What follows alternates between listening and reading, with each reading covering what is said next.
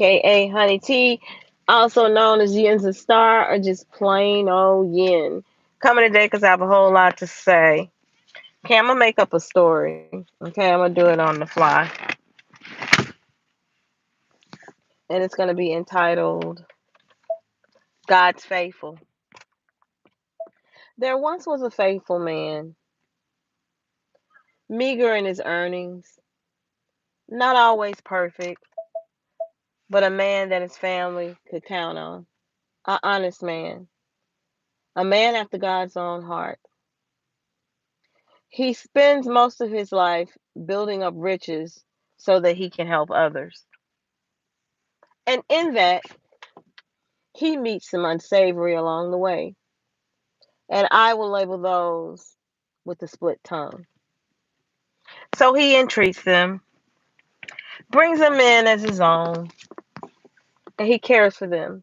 He shares what he has with them over and over and over and over and over again. And one day, his well runs dry, his resources all depleted. And he says, you know what?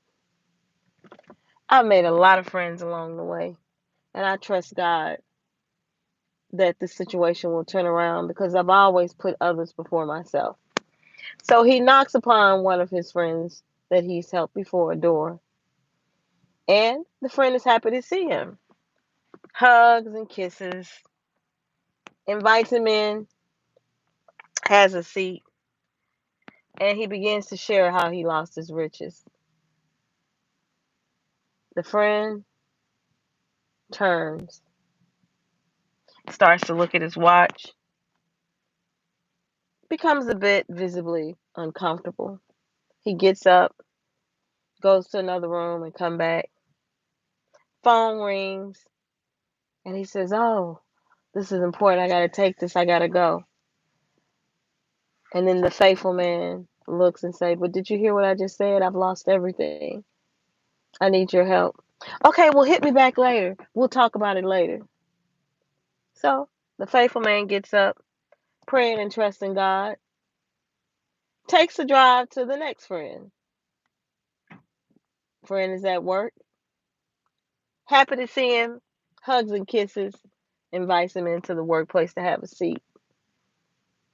Ask him how his day is going. Then the faithful man shares his plight, his situation, his current unrest. Then his friend begins to get a little visibly nervous and gets up, walks out of the room, comes back, walks out of the room and come back again and say, "Oh my gosh, you know, something important just happened and I got to go and take care of it. Call me later, buddy," and pats him on the back. Then the faithful man says, "Did you hear me? I've lost everything and I need your help." "Oh, yeah, we'll talk about it later." So the faithful man leaves and he starts to notice a pattern. And he's praying to God. He's like, "Nah, this can't be. That's just a coincidence." So the faithful man goes through his phone log and says, "You know what? This person right here is blood. We've been through thick and thin. I've given my last 1,000 times, and I've seen them come up and make better for it. Ain't no way this could happen with him." So he gives him a call. Yeah, blood relative, excited to hear from him, ecstatic. And then the faithful man shares his plight and his current unrest. The family member gets quiet, doesn't say much, and the faithful man says, "Well, did you hear me?" And he said, "Yeah." He said, "I've been meaning to ask you this. I saw this coming. And, I figured you'd get it together because you're a God fearing man and God will not leave nor forsake you. So I want to ask, what have you done that has gotten you in this scenario? How are you responsible for the situation that you're in? And immediately, the faithful man was a little confused because he didn't come for a lecture or for even a lesson.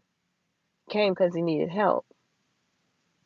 And the faithful man says, but when you were needy, I gave and I shared what I had over and over and over and over again. Oh yeah, praise God. I'm grateful for that. You know, how you were there for me. But you know what? We all have to get to a point to understand how we get to these scenarios. So once again, what have you done to be in this position? And then it all becomes clear. The faithful man gets up and goes to his house and he says, God, I trust you. I've been there for those that have turned their back on me or instead of helping me, wanted to lecture me. But I trust you. I know you'll never leave nor forsake me. And so the faithful man makes the best of what he has, but what he has becomes less and less. Neither one of the friends would ever come and check on him or later give a call and say, how are you doing? So days pass and months pass, and the faithful man's unrest becomes fatal. Days more pass, weeks pass, months pass, a month pass, and when his rent is due and it's not paid, mortgage due not paid, then that person that is owed these monies knocks at the door, no answer. Starts to investigate, gives a call, no answer. Then he realized something is just a little off. So he does a wellness check via the authorities. Authorities finally enter and find him deceased. All of the friends that he requested aid from show up at his service, crying and lamenting of how a wonderful man he was. Yet neither one of them took his hand and helped him after he had helped them over and over and over. So, okay, the faithful man finally meets his God.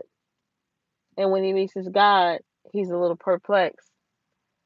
He's like, God, how could you forsake me? I gave when those that I love needed.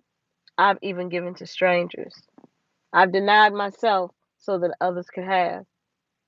I trust in you because you said that love is the greatest gift.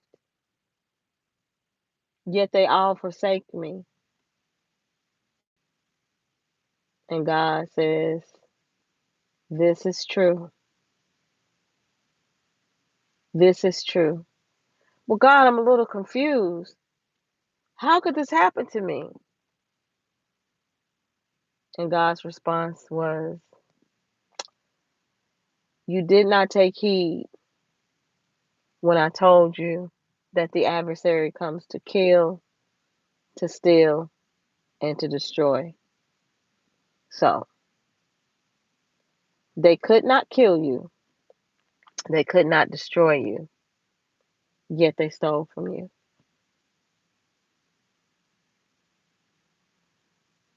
And the faithful man looks and says, okay, now I get it. Now I get it.